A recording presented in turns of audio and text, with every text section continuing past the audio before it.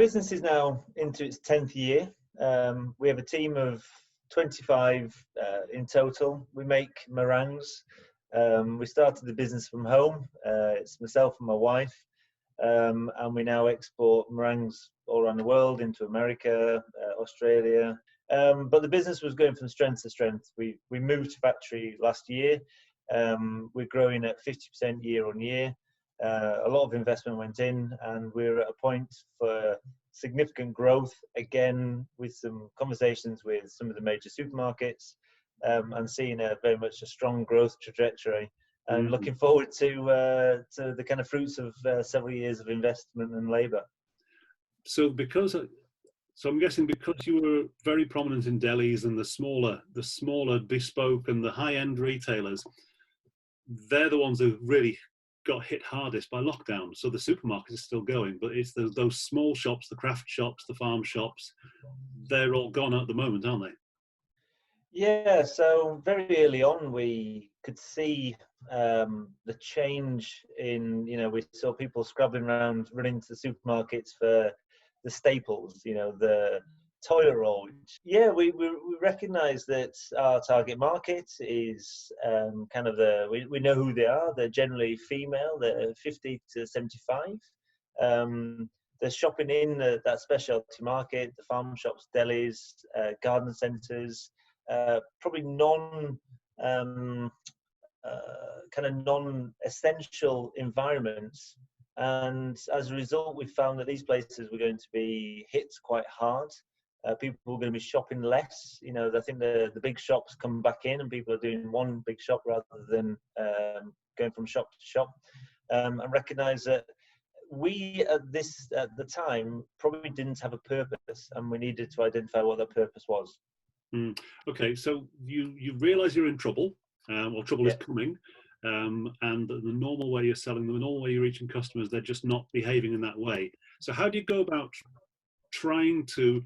So the first reaction for most people is obviously a bit of panic when you perceive trouble coming. Then we start to explore, and we start to try and work out what to do. So how did you start to try and work out what to do? The idea doesn't come straight away. How did you find the idea for what to do next?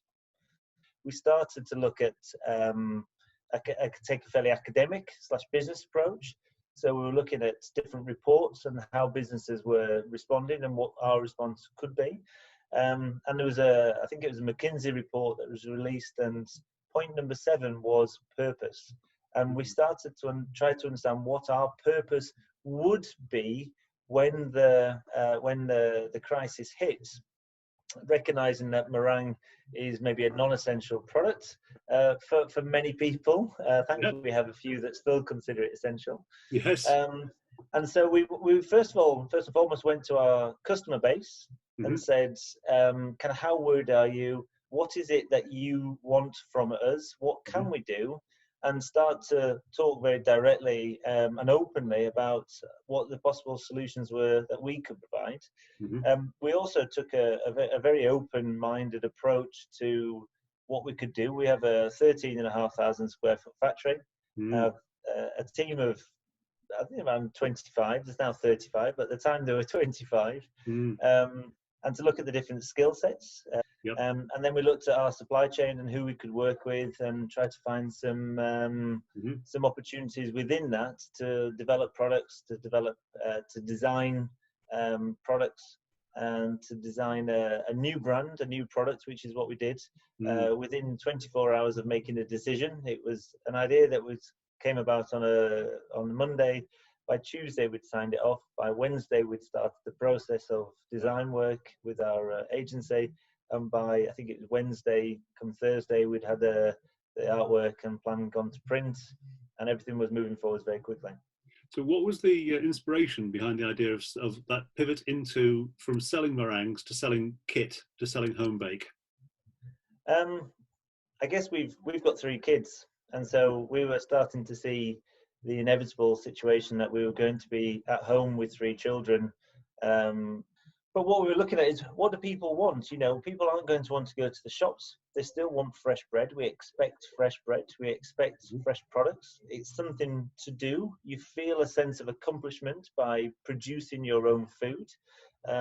People have these days less skills in general with baking and less confidence, and so they don't want to make their situation worse. And so a bakery kit is an easy way to feel like you've done something and get a positive outcome.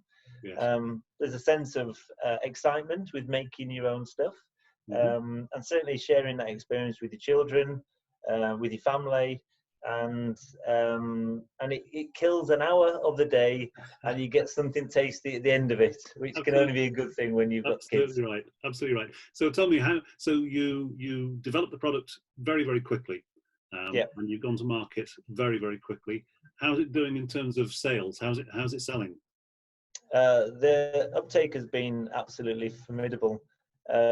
We were 100% a meringue manufacturer when the crisis struck. We are now probably around about the 90% selling our bacon range, right, to 10% are meringues. So the shift has changed significantly.